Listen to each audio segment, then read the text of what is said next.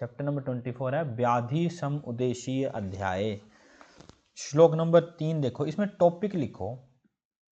इसमें टॉपिक्स होते हैं द्विविध व्याधि, द्विविध व्याधि, त्रिविध दुख, त्रिविध दुख, धातु प्रदोषज विकार,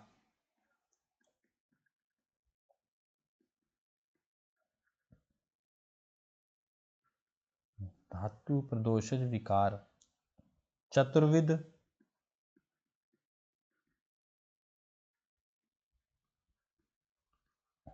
मलायन या मलायतन दोष। ये 4 प्रकार के टॉपिक हैं इसमें। द्विविध व्याधि, त्रिविध दुख, धातु प्रदोषज विकार, चतुर्विध मलायतन दोष। श्लोक नंबर 3, द्विविध धातु व्याधि शस्त्र साध्य स्नेहादि क्रिया साध्य, तत्र शस्त्र साध्येषु स्नेहादि क्रिया न प्रतिषिद्धते। IMP AR में पूछ सकते हैं। जो शस्त्र साध्य होते हैं उनमें स्नेह आदि क्रिया कर सकते हैं, प्रतिषेध नहीं होती, लेकिन जो स्नेह आदि क्रिया साध्य होते हैं उनमें शस्त्र कर्म नहीं किया जाता। श्लोक नंबर 4,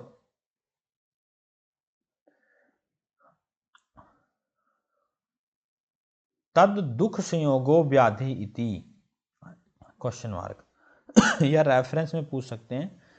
तद दुख संयोगो व्याध्य उच्यते, अगर ऐसे लिखा हो तो सुश्रुत सूत्र पहले का रेफरेंस है। उच्यते लगा हो ना लास्ट में, वो रेफरेंस है सुश्रुत सूत्र 1 का। तच दुख त्रिविधम, दुख 3 प्रकार के बोले हैं, आध्यात्मिक, आधि भौतिक, आधि दैविक। बड़ा इंपॉर्टेंट श्लोक नंबर 4 है ना, 4 और 5 देखो। ततु सप्तविदो व्याध्य उपविन्नपति, यही अगर 3 प्रकार के जो दुख हैं इनसे 7 प्रकार की व्याधियां उत्पन्न होती हैं बोलते हैं।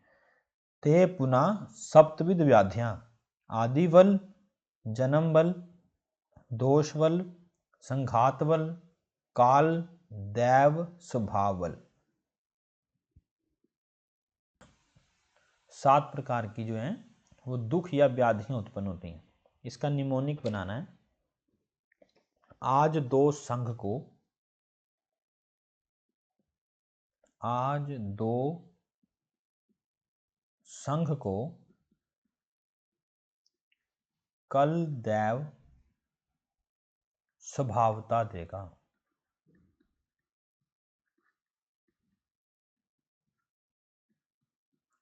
आज दो संघ को कल दैव स्वभावता देगा। आदि बल, जन्म बल, दोष, संघात, काल, या ये दोनों से काल आ जाएगा, दैव, स्वभाव। तत्र आदि बल प्रवृत्ति, ये देखो इसमें से क्वेश्चन आता है पैरे में से ना, यही कंसेप्ट है और इस अध्याय का यही कोर है। आदि बल प्रवृत्त कौन सी व्याधि होती है? जो शुक्र शोणित दोष से उत्पन्न होती हैं, जैसे कुष्ठ, हर्ष प्रभृति। ते अभी द्विविधा मात्रज पित्रज, 2 प्रकार की होती हैं, मात्रज और पित्रज। जन्म बल प्रवृत्ति ये मातु उपचार से होती हैं। IMP जन्म बल किन्हें कहते हैं? जो माता के उपचार से होती हैं, और इससे रोग होते हैं पंगु, जात्य, अंधे, बधिर, मूक, मिनमिर, वामन प्रवृत्ति जायन्ते। और ये भी 2 प्रकार की होती हैं, रसकृता, 2 हृदय उपचार कृता। IMP most important question. 2 प्रकार के जन्म बल प्रवृत्त व्याधि हैं, रसकृत और 2 हृदय उपचार कृत।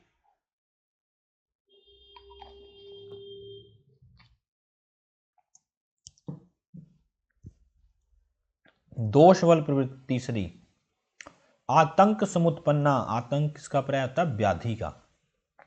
दोष बल प्रवृत्ति वो होती हैं जो व्याधि से उत्पन्न होती हैं। मिथ्या आहार आचार कृता, ते अपि द्विविधा, अमाश्य समुत्थाना, पक्वाश समुत्थान।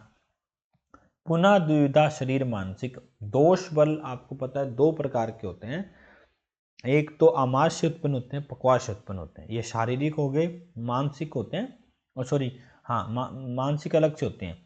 तो इनको दो प्रकार से ऐसे बांटा है, आमाशय पक्वाशय, और पुनः दो प्रकार से बांटा है, शारीरिक और मानसिक। तीसरा है एते आध्यात्मिका, ये होते हैं सारे के सारे आध्यात्मिक के प्रकार। आपने एक टेबल बनाना है छोटा सा, तभी आपको समझ आएगा कौन से आध्यात्मिक है और कौन से आधिभौतिक है और आधिदैविक कौन से। यहीं पर बनवा देता हूं मैं। सबसे पहले आप लिखो, यहां पर लिखो आध्यात्मिक,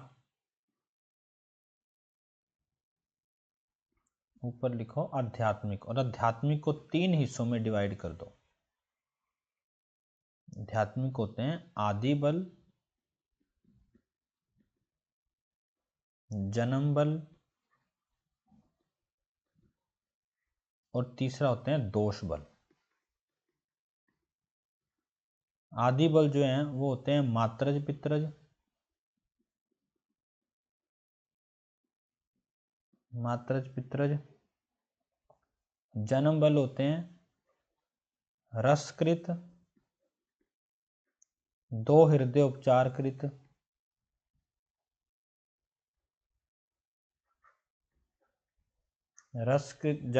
रसकृत दो हृदय उपचार कृत। दोष बल होते हैं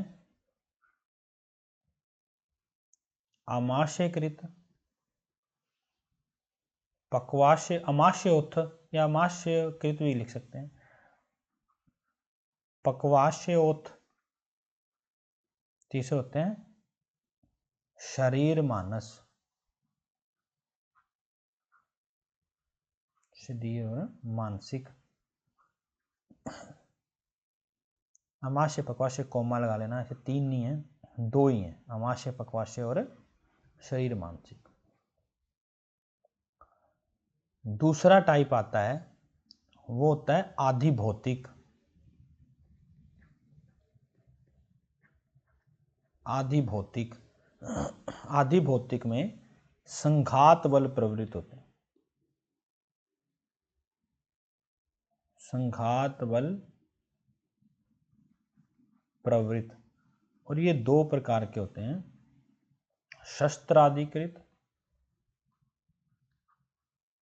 शस्त्राधिकृत और व्यालाधिकृत, शस्त्राधिकृत और व्यालाधिकृत। तीसरा होते हैं अधिदैविक,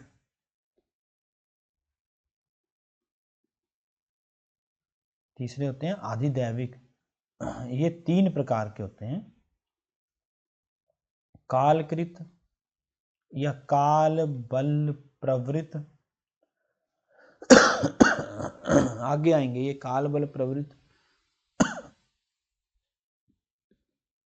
दैव और स्वभाव।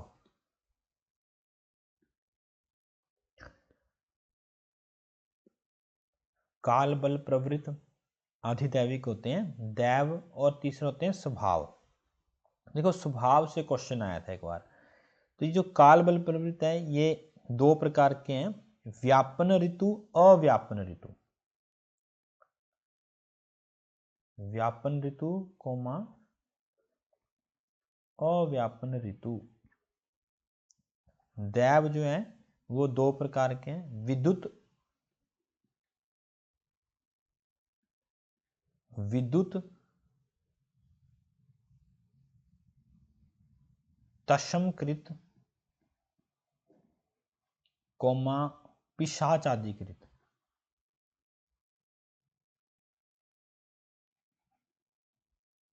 स्वभाव काल, कालकृत कोमा अकालकृत, कालकृत कोमा अकालकृत।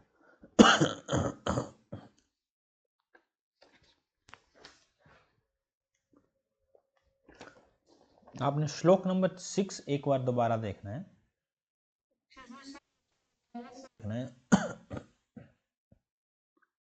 श्लोक नंबर 6 में ये देखो आदि बल प्रवृत्त बताए हैं, यहाँ पर जन्म बल प्रवृत्त है और उसके बाद दोष बल प्रवृत्त है। ये तीनों आध्यात्मिक हैं। एते आध्यात्मिका, ये वाला टेबल मैंने आपको बनवाया है। नेक्स्ट श्लोक पे आओ, श्लोक नंबर 7।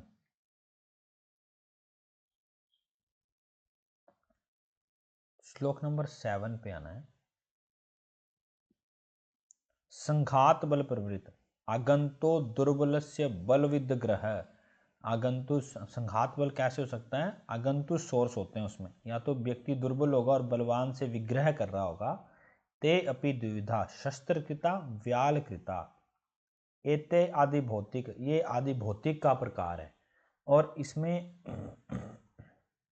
फिर शस्त्र और व्याल आदिकृत आप समझ सकते हैं। व्याल आदिकृत होता है मतलब किसी मतलब बाघ वगैरह के साथ लड़ाई करना, और शस्त्र के शस्त्र मतलब शस्त्र से लगना।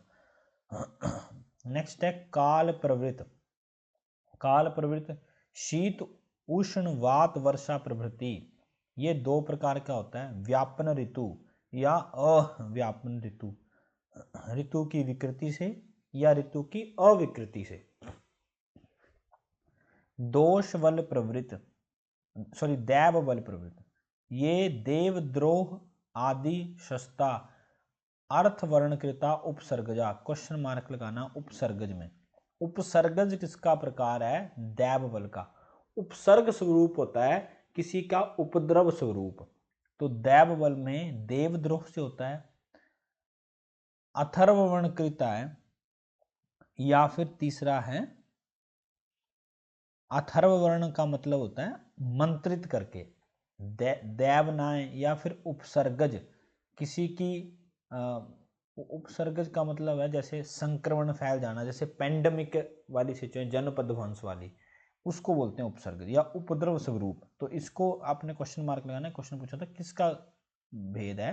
दैव और कृत क्या के अंदर आता है मतलब। ते अपि द्विविधा विद्युत शनिकृता, और दूसरा है पिशाच आदि कृता। वहां पर भी करेक्ट करना, वो विद्युत शनि है। विद्युत शनि, विद्युत शनि कृता है, विद्युत शनि कृता और पिशाच आदि कृता। पुनः द्विविधा संसर्गज और आकस्मिक स्वभाव बल प्रवृत्त। लास्ट जो व्याधि है वो स्वभाव बल प्रवृत्त। स्वभावज रोग होते हैं क्षुधा, पिपासा, जरा, मृत्यु, निद्रा प्रवृत्ति। सुश्रुत ने 5 बताए स्वाभाविक रोग। ये भी 2 प्रकार के होते हैं, कालकृत और अकालकृत। और ये एते आदि दैविक, ये आधिदैविक में आते हैं। श्लोक नंबर 9, पहली लाइन। सर्वेशाम व्याधिनाम वात पित्त श्लेष्मणा एवं मूलम। सभी व्याधियों का वात पित्त कफ ही मूल माना जाता है। रेफरेंस है। श्लोक नंबर 10,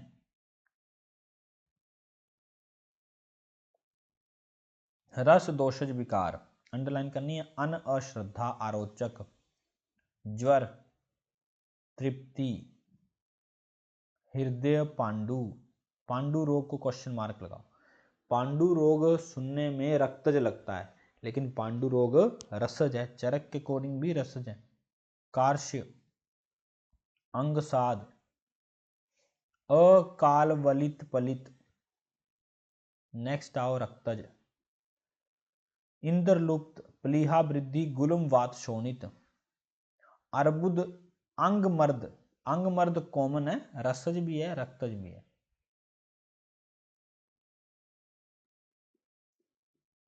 रसज प्लस रक्तज अंगमर्द दोनों। श्लोक नंबर नेक्स्ट 12 में देखो। अर्बुद, अर्श, अधिजिह्वा, उपजीविका, गलशुंडिका, अलजी। अलजी को डार्क अंडरलाइन मासज विकार है। गलगंड या गंडमाला, ये सब कैसे हैं? मासज विकार है। सॉरी गलगंड नहीं है, गंडमाला है। नहीं, गलगंड भी है, दोनों ही, गलगंड और गंडमाला दोनों है। गलगंड कॉमन है मांस और मेदज में, मेद में गलगंड है, मधु में है अर्बुद है, अस्थि में कुनख को अंडरलाइन करना है, कुनख, मज्जा में आईएमपी सारा है, तमोदर्शन, मूर्छा, भ्रम, पर्व स्थूल, पर्व स्थूल को डार्क अंडरलाइन, मूल रुजा मंत्रे अभिष्य प्रभृति मज्जा दोष, तमोदर्शन को भी डार्क अंडरलाइन करना, अंधेरा छा जाना, और नेत्र अभिष्यंद, ये भी मज्जागत रोग है। शुक्र से क्लैव्य प्रहर्ष अप्रहर्ष है, शुक्र अश्मरी शुक्र दोष। श्लोक नंबर 17, त्वक दोष संग अति प्रवृत्ति अथा अप्रवृत्ति मलायतन दोषा, ये पूछ सकते हैं मलायतन दोष कितने होते हैं, 4 प्रकार के होते हैं। कौन कौन से होते हैं, संग, त्वक दोष, संग अति प्रवृत्ति या फिर अप्रवृत्ति। कॉमन लिख लो, अर्बुद मास रक्त मेद में,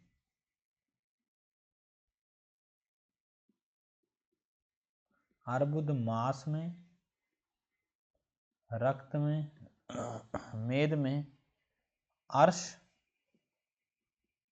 जो है वो मास में कोमा रक्त में, गलगंड मास और मेद में, गलगंड मास और मेद में, गंडमाला, गंडमाला जो है वो मास में। ठीक है, इनमें बड़ा याद रखने की कोई ज़रूरत नहीं होती क्योंकि बड़ा कंफ्यूजिंग है। ध्यान रखना है कि आपने सिर्फ और सिर्फ जैसे रसज का कर लिया, हल्के सा रक्तज का देख लिया कि कौन कौन से डिफरेंट लग रहे हैं, मास के देख लिए, जैसे अस्थि में कुनख देख लिया, मज्जा का इम्पोर्टेंट है, तो इससे ज़्यादा कोई बड़ा ज़्यादा याद कर रखने की जरूरत नहीं होती ना। श्लोक नंबर 19,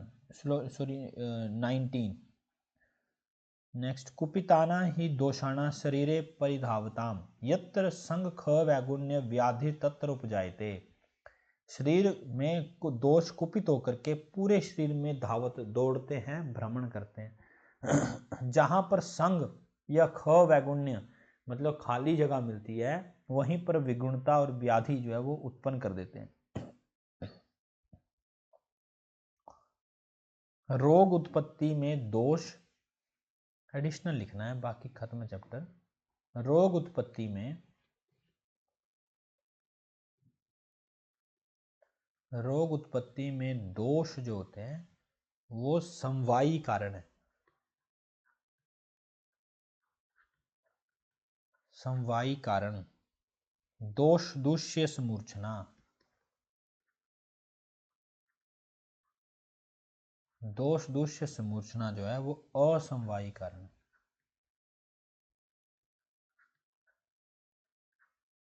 और निदान सेवन निमित्त कारण है, निदान सेवन निमित्त कारण है। आदि बल प्रवृत्त को चरक कुलज बोलते हैं, आदि बल प्रवृत्त जो व्याधि होती हैं उनको चरक कुलज बोलते हैं, कुलज। और बागभट इसी को ही कुल उद्भवज या कुलो उद्भव ऐसे लिखो, कुलो आदा द भव, कुलोद्भव मानते हैं। बागभट ने सहज आदिबल प्रवृत्त व्याधियों को कुलो उद्भवज माना है। नेक्स्ट चैप्टर पे आओ, 25 पे, अष्टविध शस्त्रकर्मी।